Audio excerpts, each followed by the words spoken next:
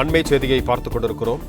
அதிமுக பொதுச் செயலாளர் எடப்பாடி பழனிசாமிக்கு எதிராக திமுக எம்பி தயாநிதி மாறன் தாக்கல் செய்த அவதூறு வழக்கு ரத்து செய்யப்படுவதாக அறிவிக்கப்பட்டிருக்கிறது. இதுகுறித்த கூடுதல் விவரங்களோடு இணைகிறார் எமது செய்தியாளர் ஆனந்த். வணக்கம் ஆனந்த், உங்களிடம் இருக்கும் தகவல்களை சொல்லுங்கள். வணக்கம். நடைபெற்று முடிந்த மக்களவைத் தேர்தலில் மத்திய சென்னை தொகுதியின் தேர்தல் பரப்புரையின் போது அந்த தொகுதியில் எம்பியாக இருந்த தயாநிதி மாறன் தொகுதி மேம்பாட்டு நிதியை முறையாக செலவு செய்யவில்லை என்பது குறித்து அதிமுக பொதுச் செயலாளரும் முன்னாள் முதலமைச்சருமான எடப்பாடி பழனிசாமி குற்றம் சாட்டி பேசியிருந்தார்.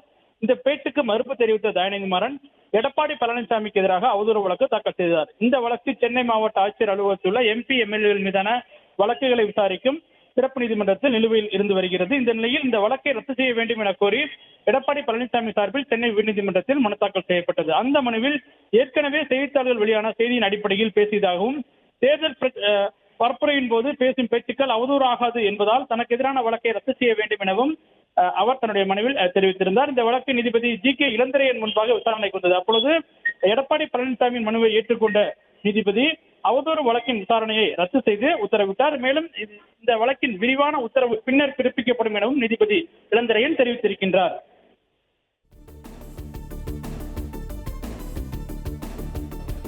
நன்றி ஆனந்த்குமார், உங்க தகவல்களுக்கு.